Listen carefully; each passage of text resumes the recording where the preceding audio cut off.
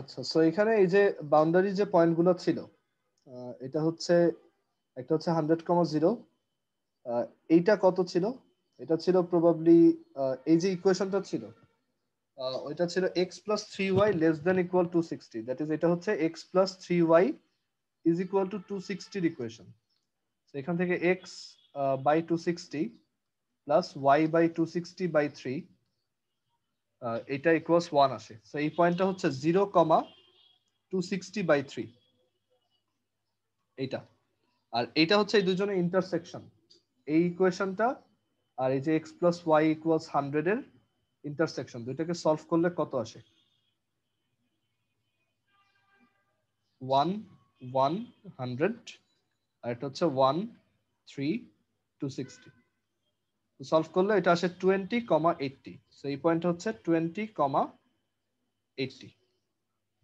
আচ্ছা, এখন আমাদের টার্গেট ছিল z is equal to 16x plus 32y কে ম্যাক্সিমাইজ করা, আর কয়টা রেডিও আর টেলিভিশন কিনতে হবে সেটাও বলতে হবে। সো আমরা এখানে এই যে কর্নার পয়েন্ট গুলাকে বসাবো, যে কর্নার পয়েন্ট গুলো আছে, সো 0 0 বসাই, ডেফিনেটলি ওইটা মিনিমাম ভ্যালু আসবে, z এর ভ্যালু 0। 100,0 বসাই, z এর ভ্যালু আসবে 16 ইন্টু 100 প্লাস 32 ইন্টু 0, আমরা পাবো 1600। তারপর 0,260/3 বসাই, z is equal to আসবে 16 ইন্টু 0 প্লাস 32 ইন্টু 260/3। যদিও 260/3টা টেলিভিশন হয় না, তারপর তুমি ভ্যালুটা বসাবা। ওকে, ভ্যালুটা বসায় দেখবে কত আসে। তো এখানে আসবে হচ্ছে 32 into 260 divided by 3 which is 2773.33।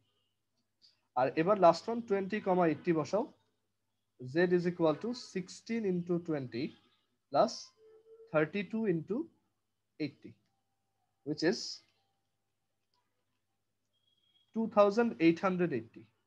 So আমাদের ওই যে যত গিভেন কনস্ট্রেন্ট বা কন্ডিশন ছিল, যত লিমিটেশন ছিল, তার মধ্যে সবচেয়ে বেশি প্রফিট করা পসিবল 20টা রেডিও আর 80টা টিভি কিনে ওই সেমটাকে ইনভেস্ট করে, আর সেই ক্ষেত্রে আমার প্রফিটটা সবচেয়ে বেশি হবে 2880।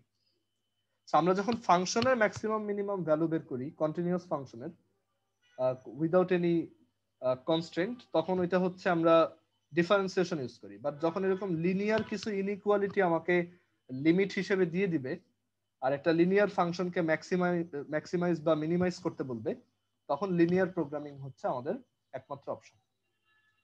সো লিনিয়ার প্রোগ্রামিং এর সব ম্যাথ এই টাইপেরই। তো বই থেকে কয়েকটা এক্সারসাইজে ম্যাথ করে ফেলবা, তাহলেই দেখবা যে তুমি বুঝতে পারতেছো ম্যাথগুলো কিভাবে করতে হবে। ওকে, অনেক সময় দেখবা যে হয়তো এমন একটা পয়েন্টে এটা ম্যাক্সিমাইজ হয়েছে যেখানে ওইটা মানে ফ্র্যাকশনে আছে, তো তখন তুমি ফ্র্যাকশনটাকে রাউন্ড ফিগার করবা।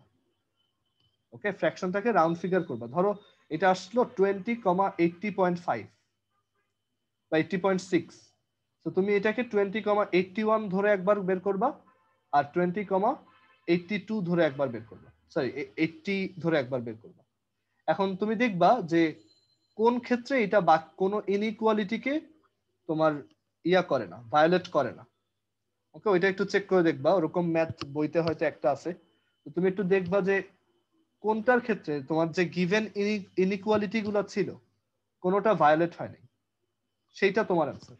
আবার যদি দুইটাই দেখো যে সেম ইয়া করতেছে, মানে কোনোটাই ভায়োলেট করতেছে না, তখন তুমি যেটা ট্রাই করবা যে দুইটার মধ্যে কার প্রফিটটা ম্যাক্সিমাম, কার ক্ষেত্রে প্রফিট ম্যাক্সিমাম, সেটা আনসার।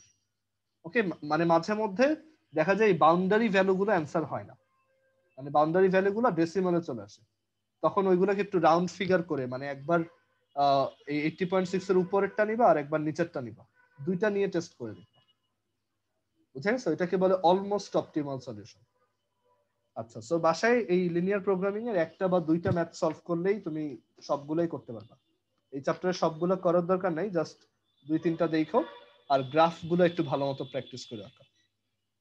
আমরা আজকে এই পর্যন্তই রাখি। ওকে, আর তোমাদের হচ্ছে কালকে আবার ক্লাস আছে সকালে। আল্লাহ হাফেজ।